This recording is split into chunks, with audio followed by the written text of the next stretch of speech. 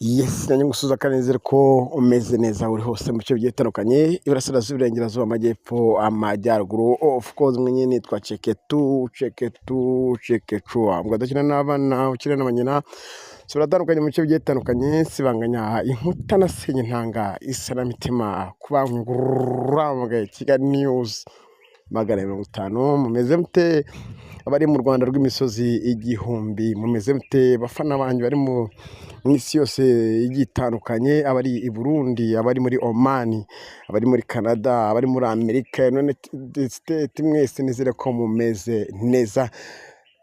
Hari abafana burya hari n'abakunzi, hari n'abanzi, ariko mwese muri inshuti zanjye z'agadasohoka maze iminsi ndwaye ntameze neza.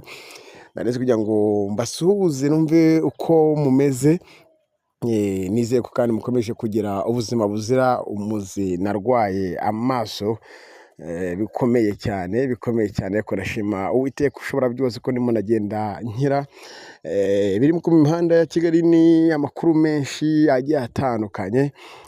Hari abafunzwe, hari abarwaye, hari abafite ibibazo bigiye bitandukanye, hari n'abahanuzi bigize abahanuzi b'ibinyoma, aba n'abapasiteri bagiye batandukanye, hari n'ibindi bigiye bitandukanye bivugirwa muri ino mihanda. Ndimo ndabyumva ariko ndagaruka vuba cyane, ariko ndagomba kugaruka nanone ngarutse, ariko nanone gahunda ni ya yindi ntitwijya tunabacika iyo twigirishije, ariko iyo turwaye byo urumva ko bishoboka kuba ushobora gucika intege. Ikintu cya mbere ni ubuzima. Mwe mukurikiye Kigali News 50, munyereka ko turi kumwe kandi mukomeze mu nsengere. Nomero yanjye ni 0788280395 ni nomero ushaka kunyandikiraho kuri WhatsApp ukanyifuriza ibyiza ndetse ukanasengera. Mukomeze mugire amahoro n'amahirwe mu minsi 2 yonyine cyangwa 3 ndaba nagarutse ku mihanda.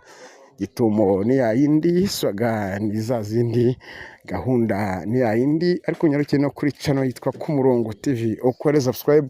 Nyamara ni byiza cyane, niyo mpamvu ndikodinze kugira ngo mbumvishe ko swaga ari za zindi, ariko video